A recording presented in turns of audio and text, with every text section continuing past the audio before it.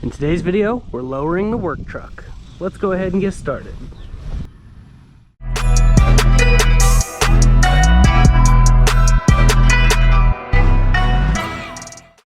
What's going on, everybody? Welcome to More Motorsports YouTube channel. If you're new here, please click that subscribe button. Don't forget to turn the bell icon on to get notified of every upload. So we are going to be lowering my Mazda work truck today. I got a 3.5 drop. What that is 3 inches in the front, 5 in the rear. We're not going to be slammed. I still want it to be somewhat functional because it is my work truck. I need to get car parts, go to the junkyard, do runs like that, go pick stuff up, put it in the bed, and I don't want it to scrape the ground or have an issue. So I'm not going as low as it can go. But we did want it to lower the center of gravity and look a little bit better. So this is the kit we got. Now I will leave a link in the description for this exact kit that I got. It's from Max Track. Suspension. They gave a little sticker with it. It's pretty cool. Comes with the instruction for the flip kit. It's in pretty good detail. And these are for the rear, which I will show you how to put all this on. And here are the front drop springs. They're powder coated. They look really nice. And from the reviews I was reading, these ride really good. So we are going to get this thing jacked up in the air. I'm not going to be removing the bed like everyone else does in all of their how to lower your truck videos. So we're just going to get it up in the air and I'll show you from there. So here we go. Okay, so I'm basically just going to jack it up and take the wheel off. Then I'm going to be using some PB Blast to get all the bolts nice and coated so it penetrates. Then I'm going to work on removing this rear shock because I will be putting brand new ones on. It's an 18 millimeter on one side and a 15 millimeter on the other side. Now that we've got that done, we can remove the U-bolts, which we will be reusing these, so don't throw them out. And now we've got it to this point, we're going to go to the front of the leaf spring. Right here is a 24 millimeter bolt. After you remove that, we'll go to the very back one, which that bolt is a 21 millimeter. And once you remove that, you can actually just pull that entire thing down. So I'm going to go ahead and put the brand new shock in real quick. It's pretty simple, just a couple bolts. And then put the leaf spring on the bottom side. We're going to hanger it back up, and this hole does face the front, so make sure to put that hole towards the front. It'll go on the little bolt that's on the leaf spring, and then just jack it up very slowly and carefully, or lower the axle onto it like I'm doing right here. And once it's in place, we can put the U-bolt and everything upside down from the way we pulled it off. I hope this is pretty informative for you guys. I tried to speed it up so it's enjoyable to watch. But we're going to snug them up really good, and then we'll put the wheel back on. Alright, I got it all done. I tightened it most of the way down on everything, but I'm not going to fully tighten it all down until the vehicle is on the ground. It's actually what the instructions say too. So I got it really snug up everywhere. But once I lower it all the way down, I'll get under there, tighten that bolt, tighten the brand new shocks bolt, and the bolts back there. I don't know what this is, but it's going to get ripped out. And then the 4 U-bolts. So I'm going to go ahead and put the factory wheel on, lower it down, tighten everything down, and we'll see what it looks like. It's pretty self-explanatory on this part. I literally just lowered the truck down, and then I jump on the back of it to kind of settle it a little bit better and get underneath and tighten all of those bolts up really nice and tight, so that way it's all tightened with it on the ground. This is definitely how the instructions say to do it, so that's how I did it. Okay, with just the one done, I can already tell a huge difference. It's already looking a lot better. Now once I do that side, it will lower it a little bit more on this side as well, and then we can start on the front. So I'm going to go ahead and do that side real quick, and we'll see what it looks like.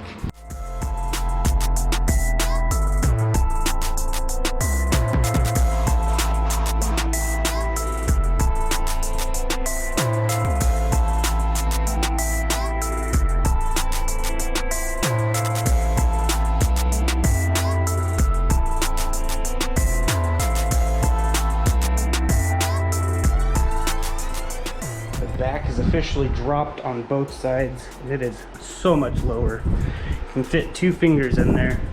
It's like perfect. I'm gonna go over to the other side and show you that real quick. Looks pretty good. Now these wheels obviously aren't that pretty. I could always clean these things up and make them look good, but I really want to swap my other wheels on. So after I get the front end lowered, that's probably exactly what I'll do. So I'm gonna go ahead and turn the truck around, bring it in, and we'll get started on the front. I'm basically just gonna be removing the upper bolt for the upper control arm, loosening these to move it up out of the way, removing the shock. There's a bolt up here, which is a 3/4 inch, and then on the bottom there are two bolts, nuts down there. Then we'll pull the shock out, which the shock has recently been replaced. A lot of these suspension components have. Then we'll remove the sway bar end link here, which these right here will work with the lower springs. Just want to let you know. So I'm going to go ahead and do that, move the brake line and this piece out of the way. It's an 8mm and a 10mm. Move all that out of the way. Putting a jack underneath the spring here. When we slowly lower it, it'll slowly release the spring tension. So just be very careful doing this process. I'm going to go ahead and get to it.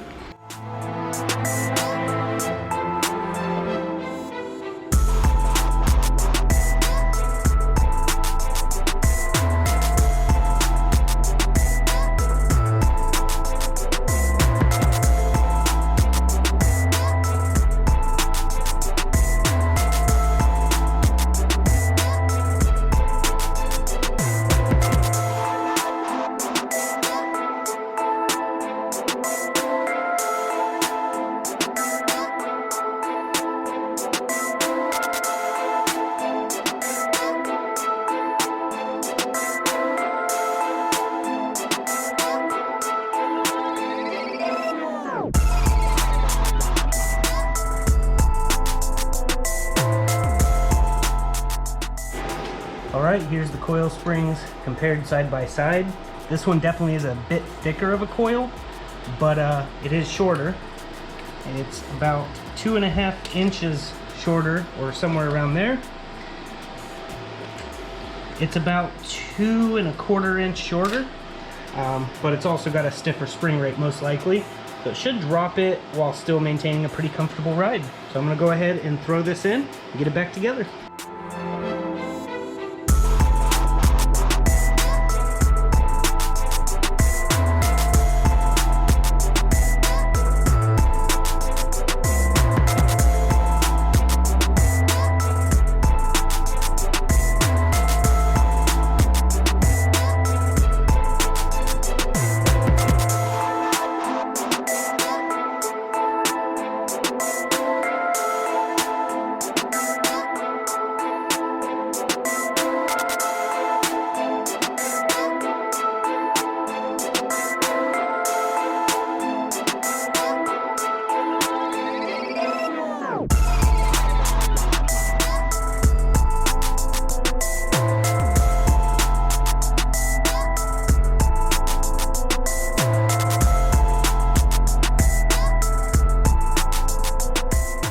Okay, got the front done on the driver's side. Passenger side should be super easy as well. This didn't really take that long. Now there is a bump stop right here that I went ahead and removed. It's just a 16mm bolt and it pulls right out of there. But so far, pretty simple. I'm gonna go ahead and do the other side and then we'll set it on the ground and we'll see what it looks like. So I'm gonna go do that real quick. Okay, got it done all the way around. I took it down the street to settle the springs so we could see what it actually looks like, and it does look so much better even on these ugly hubcap stock wheels. Yeah, I'm gonna be putting some aftermarket wheels on probably in the next video. I need some lug nuts before I can do that though, so definitely stay tuned for that. But I'm gonna go ahead and measure what the ground clearance to fender is. Last time I measured it, it was 32 inches. So now we're gonna measure it and see what it's at.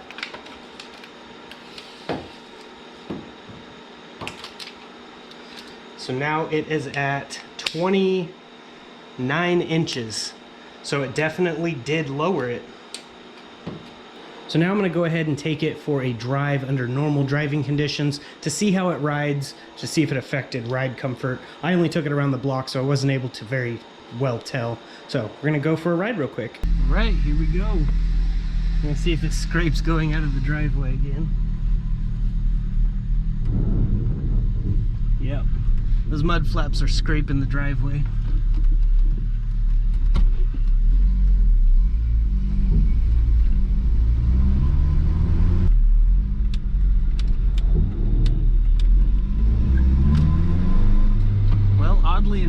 ride comfort has actually improved, which is a good thing, because this thing rode pretty decent before, now it rides even better.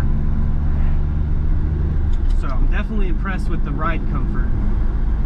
It should be a pretty good little work truck. But I'm gonna go back to the house, and we're gonna go over some more stuff when I get there. So okay, overall it rides awesome. I am super happy about that. I do need to remove the bump stops in the rear, because I did hit a pretty big bump just to test it, and it did bottom out, which means the bump stop, which is a couple inches, needs to come out for it to have a little bit more travel. It is a little bit lower in the rear, but when I do the finger test, it's 2-finger gap, and the front is the exact same. That's with the 3-inch drop up front and a 5-inch drop in the rear. So these springs, they may have actually sent me the V6 springs, because it should be a little bit lower. Now I know it said a 3-inch drop, which it did indeed drop at 3 inches, but I don't know, maybe this is just how it's supposed to be. Either way, I'm really happy with how it's looking now. It's riding great, the windows are tinted, and it's running fantastic now that the exhaust is actually flowing right, since we fixed the plugged up cats. So cold air intake, it's running good, it's pulling good, so now it should be good for a good parts runner truck.